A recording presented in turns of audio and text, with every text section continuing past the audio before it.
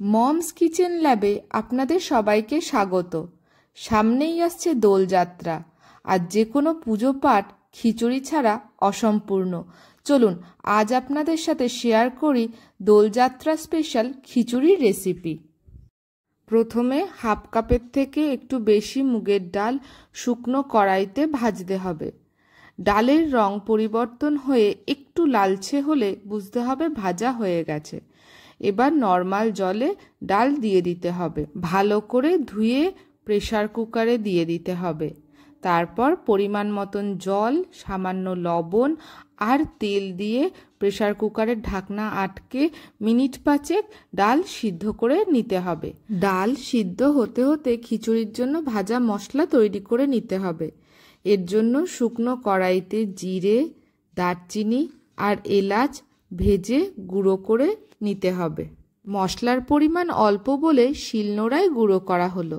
এবার পরিষ্কার কড়াইতে সর্ষের তেল দিয়ে তাতে একে একে কাজু, কিশমিশ আর নারকেল ভেজে তুলে নিতে হবে।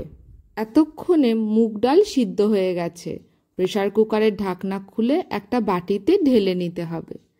ডাল এমনভাবে সিদ্ধ হবে যেন দেখতে গোটা গোটা থাকে, কিন্তু চাপ দিলে গলে যাবে। হাফ কাপের থেকে একটু কম ছোলার ডাল ধুয়ে প্রেসার কুকারে দিয়ে দিতে হবে।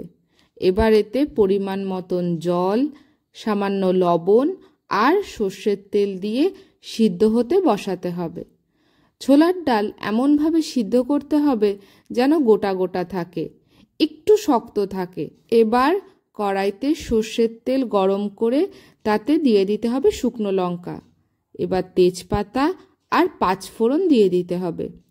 ফোড়ন তৈরি হয়ে গেলে দিয়ে দিতে হবে কেটে রাখা টমেটো। টমেটো হালকা নরম হয়ে আসলে একে একে আদা বাটা, হলুদ, চিনি, জিরে গুঁড়ো, ধনে গুঁড়ো, লঙ্কা বাটা আর সামান্য জল দিয়ে ভালো করে কষতে হবে। মশলার কাঁচা গন্ধ চলে যাওয়া অবধি কষতে হবে। মশলা দিয়ে তেল ছাড়লে বুঝতে হবে মশলা কষা তৈরি।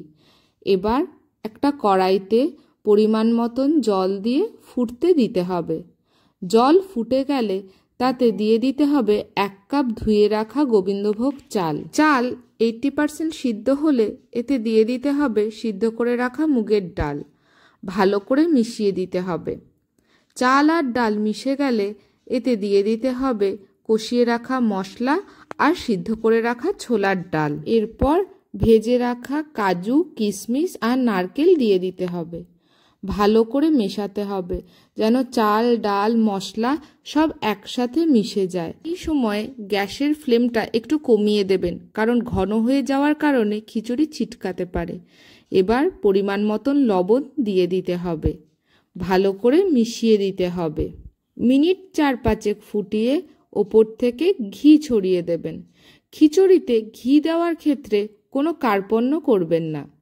এবার ওপর থেকে ভাজা মশলা ছড়িয়ে ভালো করে মিশিয়ে দেবেন।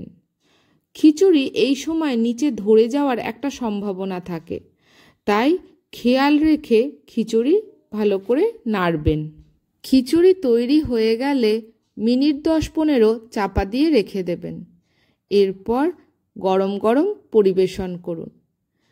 খিচুড়িতে শেষে অবশ্যই ভাজা মশলা আর ঘি দেবেন, এতেই আসল স্বাদটা পাওয়া যায়। ভিডিওটি কেমন লাগলো অবশ্যই কমেন্টে জানাবেন। লাইক, শেয়ার ও সাবস্ক্রাইব করে মমস কিচেন ল্যাবের পাশে থাকবেন। ভিডিওটি শেষ পর্যন্ত দেখার জন্য ধন্যবাদ।